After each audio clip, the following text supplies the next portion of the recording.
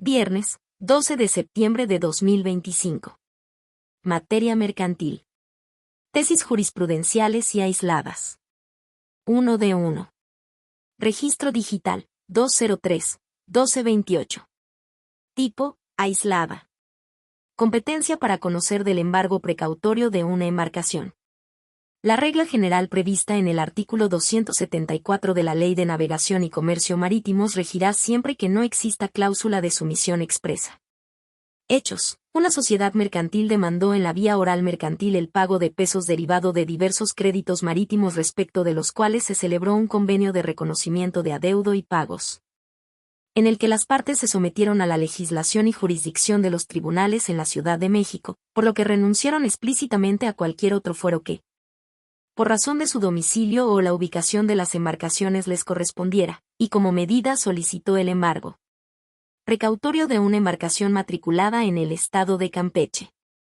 El juez de primera instancia desechó la demanda al considerar que carecía de competencia por razón de territorio, ya que conforme al último párrafo del artículo 274 de la Ley de Navegación y Comercio Marítimos, el competente para conocer del embargo precautorio de una embarcación es el juez de distrito con jurisdicción en el lugar donde se encuentre ésta o del puerto de desembarque de las mercancías.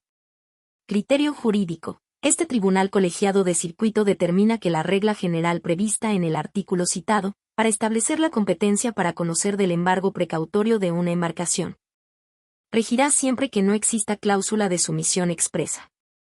Justificación. El referido precepto no resulta suficiente para definir la competencia del juez de distrito en las pretensiones de la parte actora puesto que, tratándose de la prórroga de la competencia territorial, es necesario que ésta sea definida mediante el análisis de las reglas que no se rigen, expresamente, en ese ordenamiento, sino a través de la aplicación supletoria del Código de Comercio y, en el caso, existe un sometimiento de las partes en el convenio de reconocimiento de adeudo y pagos base de la acción, lo que impone analizar los artículos de esa legislación de manera integral con el contenido de los diversos 78, 1092, 1093 y 1095 del Código de Comercio.